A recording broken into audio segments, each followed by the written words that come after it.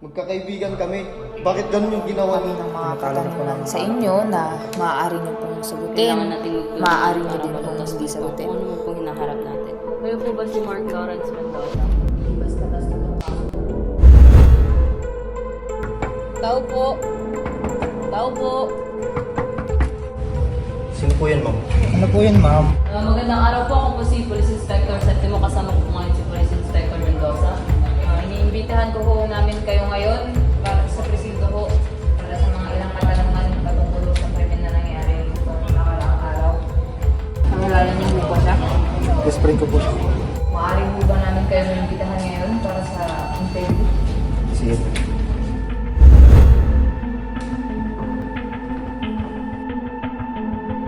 Good morning po, sir. Good afternoon po, Mr. De Las Reyes. Ako po si Inspector Septimo.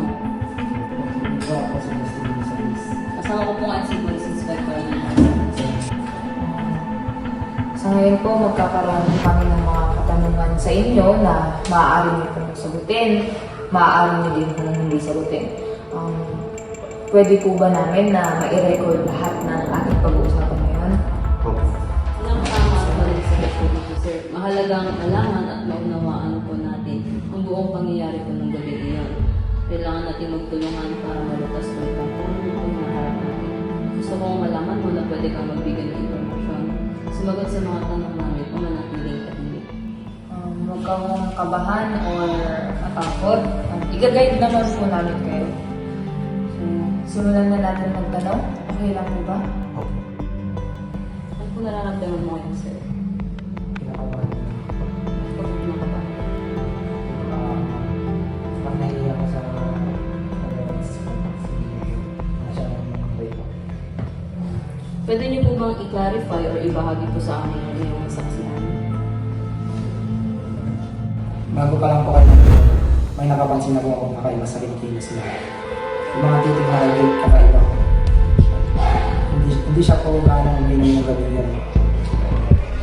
Nung medyo tumatama na po yung alak sa aking bato,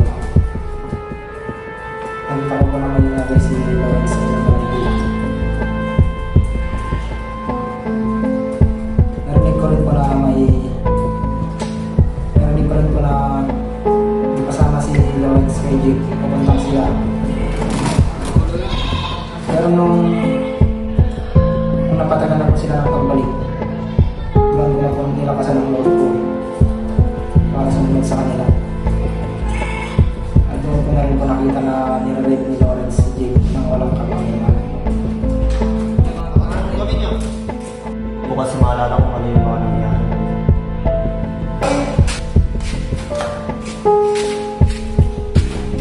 Baka naman ho magkakutsaba ho kayo ni Lawrence, so baka alam nyo ho na balak nyo gawin. Wala po akong naalala sa mga nangyari pero magkakaibigan kami. Bakit ganun yung ginawa ni Lawrence kay Jake?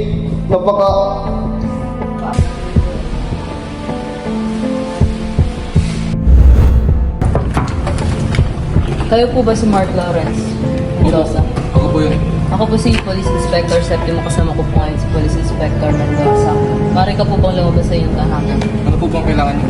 Meron po kami warrant of arrest po sa inyo sa pagtatangkang pag-raid po sa inyong kaibigan na si Jake Soriano. Ano to?